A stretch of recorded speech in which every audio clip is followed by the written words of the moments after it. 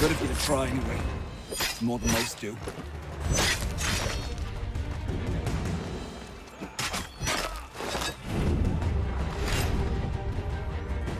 After many years, I finally sat down and played through all of Assassin's Creed 3. I've owned this game for countless years and I've never get past the Haytham intro. After playing through Assassin's Creed Origins, I really wanted to go back and play through the games I'd skipped. While I have found a new respect for Connor as a protagonist for this game, it was quite a bumpy ride, and a reminder why Assassin's Creed took the time to change their formula with Assassin's Creed Origin. While playing, I don't know a lot of changes that the remake had made, but I really felt like this game was showing its age while I was playing it.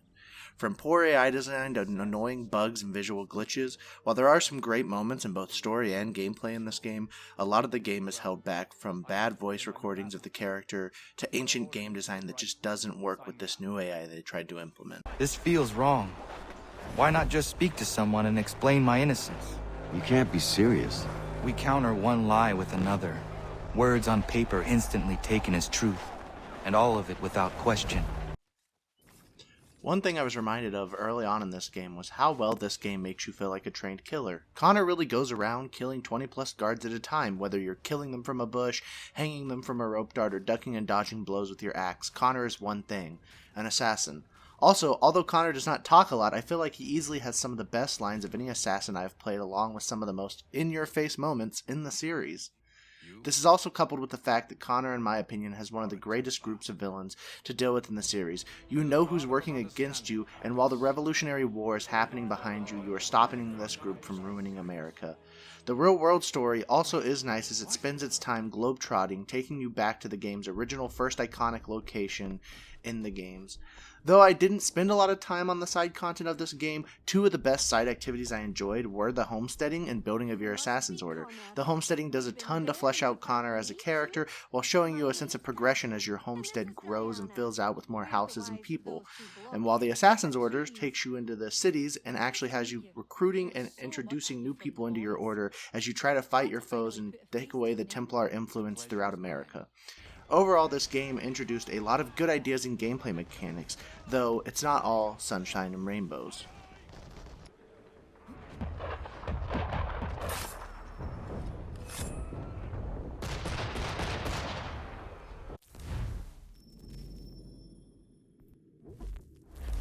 While there was plenty for me to enjoy in the game, there's an equal amount for me not to enjoy. One of the obvious things that people will notice at the beginning of the game is you don't get to play as Connor, instead playing as Haytham, which can hurt a lot of people because it takes halfway through the game for you to actually get to play the assassin marked on the cover. Another big letdown in the game is going to be the audio quality, especially in some of the homefront missions, which sucks because this helps develop Connor's character. The audio quality can either go from Connor sounding like he delivers a first line, or other characters being ear-bleedingly loud, even if they're a mile away. It doesn't help that in this game we leave the Assassin's Creed mascot Ezio, who is very charismatic and fun, for a character who's much more down-to-earth, serious, and quiet. The gameplay can be a ton of fun at times, but just in classic Assassin's Creed formula, we run into issues where you're getting stuck in parkour or your character just won't do what you're trying to tell him to do. This also isn't helped on top with the fact that the AI in the game notices you like they're hawks from far distances, giving you a hard time to understand what distance is a good distance to do an assassination from. You might be miles away pulling one dude into a bush and 5 of his friends see you from across the battlefield, and this becomes a very big struggle as you can't understand what you want to do, and also struggles to help with full syncs in missions where I had one where the time it takes for the cutscene to plays out, the enemies notice you, ruining one of the side objectives for that mission. I think this shows up mainly due to the improved AI, but not gameplay or design. Updated AI just wasn't used to match what the game was designed for in the past. This makes the game feel more like a port than a remaster or a remake, because it's hard to notice whether the game is entirely new or just made for PS4 and PS5 to make a quick buck.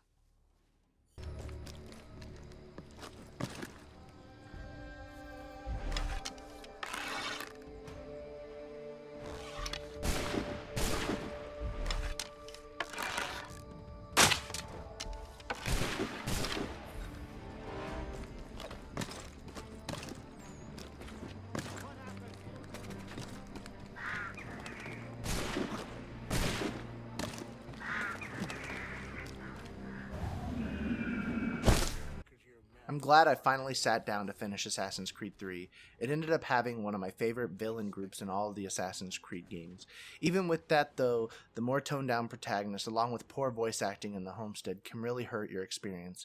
I definitely understand why this is seen as the black sheep of the series, but I think I also appreciate what they did with Connor and Haytham, making a compelling father and son rivalry story. Overall, I'm intrigued why they decided to call this game a remake rather than a remaster, because it mostly updates resolution along with some improvements to the AI.